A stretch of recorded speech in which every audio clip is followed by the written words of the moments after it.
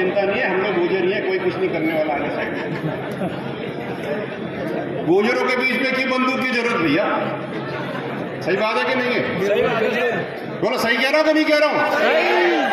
बात है, गुजरों के बीच में बंदूक मत लाओ भाई। अब आइए बैठो, सबके सब बात करते हैं। बात यह है साहब कि मैं बहुत देर से सब कुछ सुन रहा था और सारी बातें सुन के मुझे ऐसा लगा कि 2023 के चुनाव और 2024 के चुनाव बहुत नजदीक आ गए हैं। पूरी 1-1.5 घंटे की बात में समाज की बात मात्र 10 या 12 मिनट के लिए हुई। किसी ने कुछ कहा, मैंने ये किया, किसी ने कुछ कहा, मैंने ये किया, किसी ने ये कहा कि मैंने ये नहीं किया और उसने ये नहीं किया। लेकिन मैं तो वो बात करूंगा कि मैंने करने की क्या कोशिश करी। हमने ये कोशिश करी कि समाज ऊपर आए, हमने ये कोशिश करी कि बच्चे पढ़ें, हमने ये कोशिश करी कि 233-31 बच्चों की नौकरियां फिर से लगें, हमने ये कोशिश करी कि 372 के जो समझौते साइन करे हुए एक कैबिनेट मिनिस्टर लेवल के आदमी से हुए हैं और उसने उसका क्रियान्वयन नहीं करा पिछले 1.5 साल से, हमने उसकी कोशिश करी। हमने कोई गलत तो नहीं करा। तो फिर आप लोगों ने ये काम क्यों नहीं करा? हम सब ने ये काम क्यों नहीं करा? आज मैं छोटी सी बात करता हूं, बारी 2-3 बातें करूंगा बस। बात करता हूं मैं जो आज की बहुत ज्वलनशील बात है कि 231 बच्चे नौकरी पाके नौकरी खो गए और हमें उनकी नौकरियों के लिए कोर्ट में जाना पड़ गया। हम कोई और रास्ता भी तो इख्तियार किया कर सकते थे। पहली बात। एक बात और ये है कि सारी चीजें हमने मांगी, अध्यक्ष जी ने भी मांगी जोधपुरिया के लिए, सब लोगों ने बहुत कुछ मांगा, लेकिन किसी ने भी अच्छी शिक्षा और अच्छा स्वास्थ्य ठोक के नहीं मांगा। तो मैं जितने भी सांसद साहब, एमएलए साहब, प्रशांत मेरे जूनियर, इन सबको मैं एक चीज कहता हूं, आपको जो करना है करो, वो आपका काम है। हमारे कौम को तो अच्छा स्वास्थ्य और अच्छी शिक्षा दो, हम ये नहीं चाहते कैसे दो, वो तुम्हारा काम है। मैं जो आदमी खाना बना रहा है उसको ये थोड़ी कहता हूं कि रोटी कैसे बनाई जाएगी, तो आटा गूंदेगा, आटा लेके आएगा। मेरे को तो रोटी चाहिए, समाज को रोटी चाहिए। अरे बैठ जाओ भैया, बात करने दो। तो समाज का काम मांगना नहीं है, आपका काम है देना। हम नहीं मांगेंगे, आप दोगे, और आप नहीं दोगे तो हम नहीं देंगे।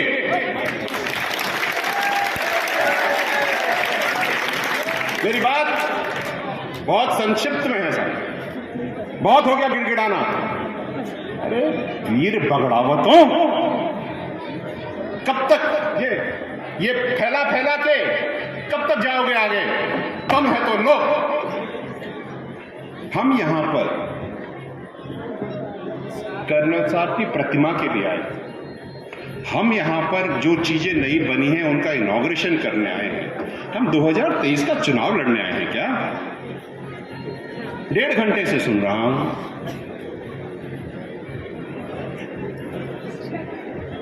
बदलो। जो चीज आपको समझ में ना आए, जिसमें आपका समय व्यर्थ हो, उसे छोड़ दो, सुधरो। मैं ये भी कहना चाहता हूं, जो भगत जी ने बात कही और जो मुनेश ने बात कही, मुनेश जी ने बात कही, मुनेश जी का मैं तहे दिल से धन्यवाद देना चाहता कि उन्होंने जो बात कही वो सटीक थी, सही थी, कि अगर पढ़ोगे नहीं तो बनोगे कहां। तो पढ़ना बहुत ज़रूरी है साहब, खूब मन लगा के पढ़ो। कंपटीशन बहुत एग्रेसिव हो गया है। 5% आरक्षण समाज की वजह से आया है, कर्नल साहब की लीडरशिप की वजह से आया है, और वो उस व्यक्ति से आया है जो फटी धोती में बैठा हुआ था पटरी के ऊपर ठंडी रात में, जिसकी उम्र 60 से 65 थी, और उसको ये पता था कि शायद मुझे मिले आरक्षण या ना मिले, लेकिन फिर भी वो लड़ा। वो इसलिए लड़ा कि तुम लोग जो सामने बैठ करके सेल्फी खींच रहे हो, तुम्हारी नौकरी मिले तुमने उसका कितना धन्यवाद दिया। और मैं जितने भी यहां पे महानुभाव समाज के बैठे हैं उनसे ये पूछना चाहता हूं, चाहे पॉलिटिकल हो चाहे नॉन पॉलिटिकल हो, कितने शहीदों के घर में गए, कितने शहीदों से पूछा तुम जिंदे हो, रोटी है तुम्हारे पास? कौन गया? ये प्रश्न मन में पूछो। एक जगह बिठा करके, फूल चढ़ा करके सम्मान आप एक दिन में देते हो।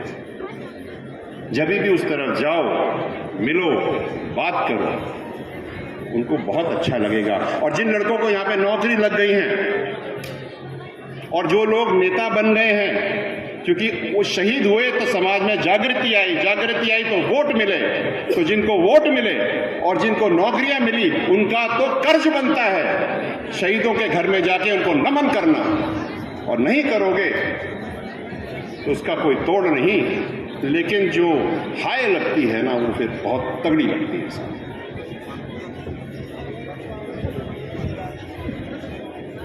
बात कर रहा हूं मैं, प्रशांत जी से बात करता हूं। आज से करीब 3-4 साल पहले हम आए थे यहाँ पे जोधपुरिया में, तभी भी रोड टूटी हुई थी, तभी भी बात चल रही थी, आज भी बात चल रही है।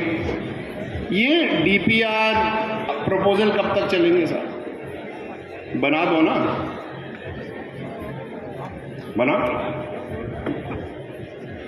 बनाते क्यों नहीं हो? कागजों में स्टेटमेंट्स देना, आश्वासन देना अब समाज नहीं लेगा। समाज को धरातल पे काम चाहिए। आप हाँ मानते हो या ना? हाथ खड़े करके बताओ मुझे। काम धरातल पे होना चाहिए, घोषणाएं हमें नहीं चाहिए। अगर समाज को आगे बढ़ाना है तो हमें टाइम लिमिट के अंदर काम करवाना है। अगर रोड को बनने में 4 साल लग रहे हैं तो फिर क्या फायदा भाई?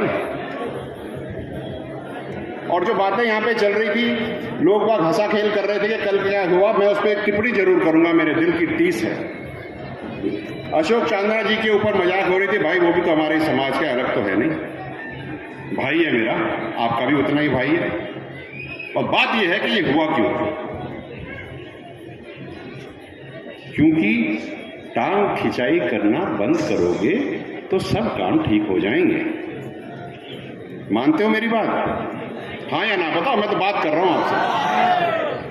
अगर हम मंच पे बैठ करके एक दूसरे की टांग खिंचाई करेंगे तो भैया बाहर पता नहीं क्या करेंगे।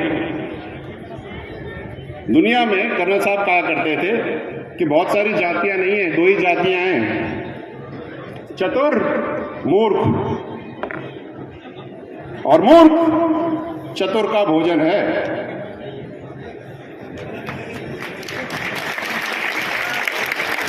तो कब जगोगे, कब समझोगे, कब तुम्हारे दिमाग की बत्तियां जलेंगी और कब तुम अपने घर को रोशन करोगे, ये आपके हाथ में है।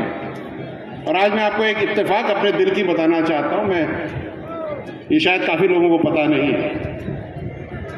आज जब शहीद की माता जी आई और मैंने उनके झुक करके उनके पैर छुए,